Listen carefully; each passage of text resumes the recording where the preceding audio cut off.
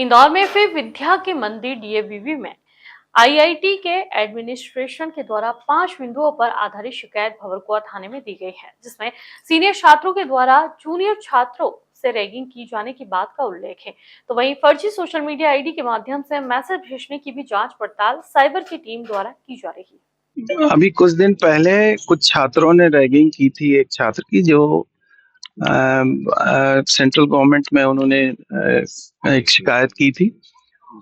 हमेशा जब भी रैगिंग होती है उसकी एक गाइडलाइन है, उस गाइडलाइन के अनुसार कार्रवाई की गई थी। उसमें कुछ बच्चों को, कुछ सीनियर बच्चों को फाइन वगैरह किया गया था और हॉस्टल से बाहर किया गया था।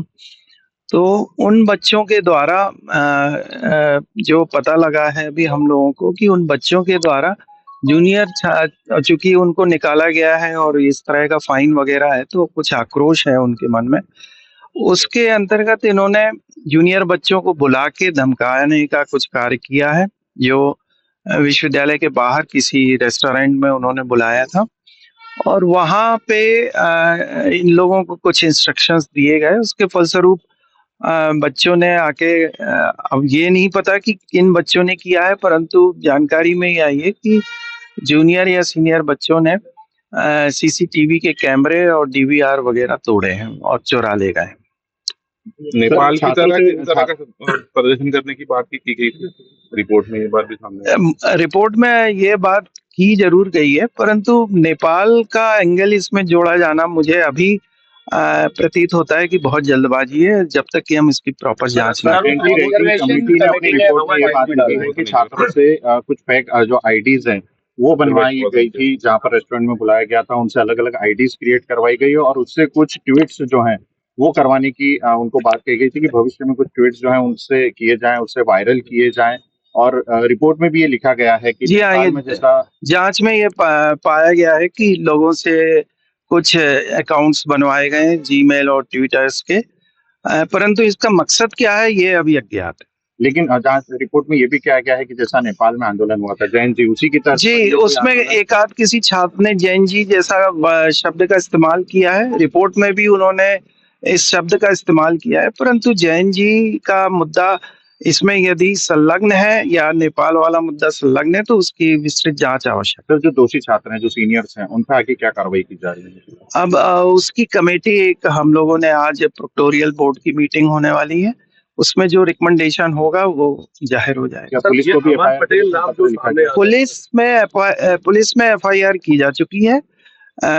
पुलिस एकदम से एफआईआर करती नहीं है, पहले एक आवेदन किया जा चुका है जिसमें ये आग्रह किया है कि चोरी जो हुए हैं हमारे यहाँ के कैमरे वो, और इस तरह की यदि कोई घटना घट रही है तो उस पर जांच की जाए। अमन पटेल कौन है? अमन पटेल कौन है? ये छात्र हैं, सीनियर छात्र हैं। ये उसी आईटी के किस ईयर के हैं? ये मेरे ख्याल से 3rd ईयर के छात्र। सर किसी संगठन से जुड़े हुए हैं क्यों सर? संगठन से जुड़ेगा कुछ ज्ञात नहीं है सर। ये लगभग कितने छात्र जो थे, जो जूनियर्स थे, जो बाहर रेस्टोरेंट तक गए थे और ऐसी कुछ संख्या भी मुझे ऐसे 30-40 तो संख्या ऐसे अंदाजे से पता है, पर एग्जैक्ट संख्या नहीं पता। कितने सीनियर छात्र थे उनकी संख्या? उसमें भी यही 4-5 छात्र जो आप नाम ले रहे हैं, इन्हीं छात्रों का ज्यादा मुख्यतः थे। एफआईआर भी नहीं हुई क्या? जी हाँ सर, क्या कुछ ये बात सामने है कि नामजद अभी एफआईआर नहीं है, पर वो एक इस गतिविधियों के रिलेटेड जो एफआईआर उस समय रैगिंग के, एंटी रैगिंग के समय हुई थी, वो हम लोगों को एफआईआर कराना जरूरी है, पर वो पुलिस में रिपोर्ट ही हुई है, उसकी एफआईआर उन्होंने अभी तक दर्ज। सर क्या ये छात्र जो हैं सीनियर, पहले कोई सजा के मिलने के बाद कोई ऐसा कुछ भड़काना चाहते थे विश्वविद्यालय के खिलाफ छात्रों को? प्रतीत तो यही हो रहा है मुझे, क्योंकि हम लोगों ने एंटी रैगिंग कमेटी के माध्यम से जो शुरू में इन लोगों को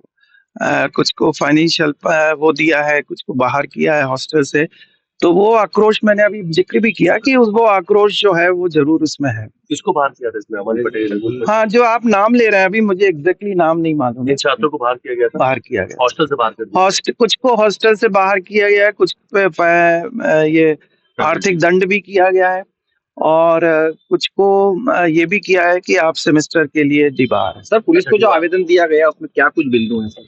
किस तरह के बिंदु हैं उसमें? भी ये नेपाल जैसी घटना का जिक्र किया गया? ये मुझे अभी ज्ञात नहीं है, मैं पता लगाना पड़ेगा। कल रात को डीएवीवी का आईईटी के एडमिनिस्ट्रेटिव ऑफिसर है उसके द्वारा हमको एक शिकायत प्राप्त हुई थी रात को। उसमें इन्होंने 5 सीनियर छात्रों का उल्लेख किया। इन सीनियर छात्रों के तरफ से ये जूनियर छात्र रहता है, यंग फ्रेश एंट्रेंस रहते हैं कॉलेजों में, उनको ये सीनियर छात्रों ने रैगिंग कर रहे थे और उसके साथ इनको धमका रहे थे और कुछ फेक आईडीज वगैरह, एक्स हैंडल वगैरह बना के उसमें कुछ मैसेज को सर्कुलेट करने का दबाव डाल रहे थे। इस संबंध में टोटल 5 शिकायत को इन्होंने पॉइंट आउट करके थाना प्रभारी भंवरकुआ को रात को इन्होंने आवेदन दिया था।